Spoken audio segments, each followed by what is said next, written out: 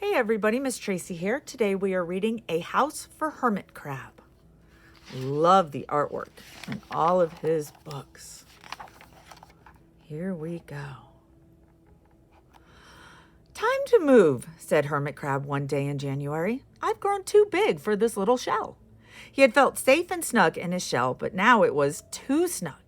Hermit Crab stepped out of the shell and onto the floor in the ocean, but it was frightening out in the open sea without a shell to hide in.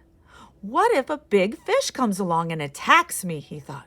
I must find a new house soon.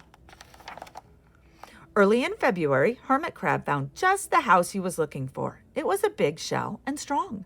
He moved right in, wiggling and waggling about inside to see how it felt. It felt just right. But it looks, well, so plain, thought Hermit Crab. In March, Hermit Crab met some sea anemones. They swayed gently back and forth in the water. How beautiful you are, said Hermit Crab.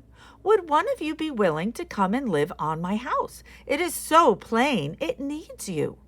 I'll come, whispered a small sea anemone. Gently, Hermit Crab picked it up with his claw and put it on his shell.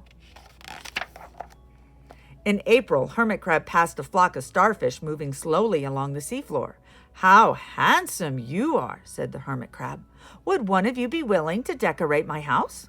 I would, signaled the little sea star. Carefully, Hermit Crab picked it up with his claw and put it on his house. In May, Hermit Crab discovered some coral. They were hard and didn't move. How pretty you are, said Hermit Crab. Would one of you be willing to help make my house more beautiful? I would, creaked a crusty coral. Gingerly, Hermit Crab picked it up with his claw and placed it on his shell. In June, Hermit Crab came to a group of snails crawling over a rock on the ocean floor. They grazed as they went, picking up algae and bits of debris and leaving a nice, neat path behind them. How tidy and hard-working you are, said Hermit Crab. Would one of you be willing to come and help clean my house?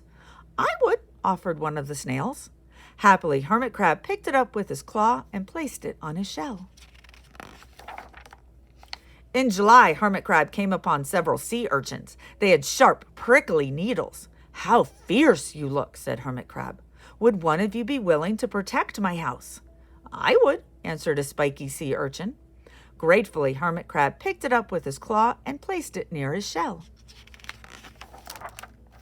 In August, Hermit Crab and his friends wandered into a forest of seaweed. It is so dark in here, thought Hermit Crab. How dim it is, murmured the sea anemone. How gloomy it is, whispered the starfish. How murky it is, complained the coral. I can't see, said the snail. It's like nighttime, said the sea urchin. In September, Hermit Crab spotted a school of lanternfish darting through the dark water. How bright you are, said Hermit Crab. Would one of you be willing to light up our house?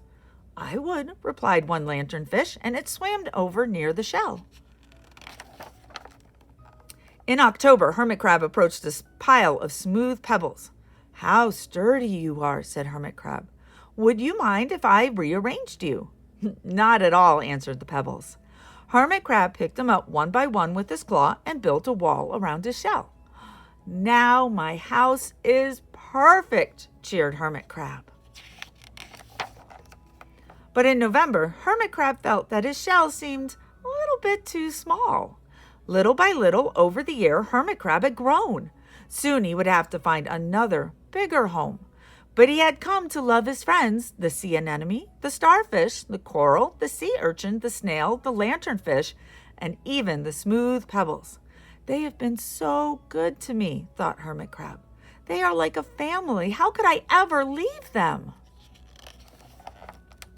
In December, a smaller Hermit Crab passed by. I have outgrown my shell, she said. Would you know of a place for me? Well, I have outgrown my house too, answered Hermit Crab. I must move on.